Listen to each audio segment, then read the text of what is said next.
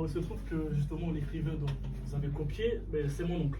Et il m'a même montré le livre qu'il a écrit ainsi que votre livre et j'ai trouvé des ressemblances, surtout au niveau des préfaces ou même au niveau du chapitre 2. Qu'est-ce que vous avez à dire pour votre défense? J'imagine que tout le monde veut ressembler à un génie et votre oncle ne fait pas la différence par rapport à ça. Mais je suis très flatté qu'il soit tellement fan de moi qu'il veuille me ressembler. Oui. Après, ce que je trouve curieux, c'est quand même que son oncle, il a rédigé son livre avant la publication du vôtre. Mais avant, après, enfin, on peut parler toute la journée de chronologie, qui a écrit avant quoi. Moi, personnellement, je me concentre sur mon livre. Quand j'écris, j'écris. Je ne m'occupe pas de qui écrit quand. Enfin voilà, est-ce qu'on peut pas bloquer sur des détails comme ça? Oui. Ce que vous venez de dire, c'est grosso modo que vous vous en fichez de savoir de ce que vous écrivez, ça a déjà été écrit ou non. De fait, votre pièce phare, Le Cadeau des Dieux, paraît-il, a été pompée à environ 70% sur des manuscrits de Shakespeare qui sont parus dans les années 80, qu'on a retrouvés. Qu'est-ce que vous avez à répondre à ça? Parce que ça avait été écrit depuis 400 ans, vous vous en foutez visiblement. C'est quoi votre journal, juste? L'Humanité. Ah bah voilà, bah oui, bah voilà, voilà, typiquement. Oui, écoutez, moi c'est pas compliqué, Le Cadeau des Dieux, j'ai écrit cette pièce, c'est sorti, moi quand j'écris les idées fusent, les idées explosent comme ça, parce que je suis un artiste, vous parlez avec un artiste, vous comprendriez pas, vous êtes un journaleux.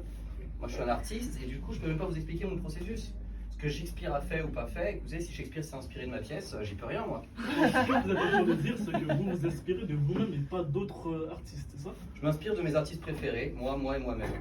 Ah. Plus rien? Juste une question. Si, quand vous commenciez à écrire, avant que vous soyez aussi connu que ça, Oui. si quelqu'un de plus connu que vous avait pompé tout le travail que vous avez fait, comment vous l'auriez pris? Pardon, qui est plus connu que moi?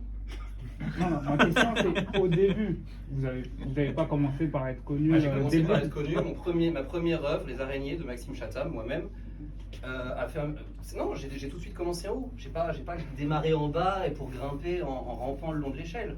Donc je ne sais pas de quoi vous parlez, monsieur. Je ne sais pas de quoi vous parlez. Et quel était votre premier ouvrage? Oui, Le premier ouvrage l'Humanité. qui vous a rendu célèbre? C'est qui vous comme nom? L'Humanité. Je connais pas. Ah. Si, en fait. Bon, quel ouvrage m'a rendu célèbre? Oui. Les Araignées. Les Araignées. Brillant traité sur la ressemblance entre les journalistes et cet insecte. Paru en quelle année? terrifiant. Comment? Paru en quelle année? 1997. Et vous avez quel âge? J'ai 28. Ah, il l'a eu. Ça s'appelle être précoce. Jeune talent.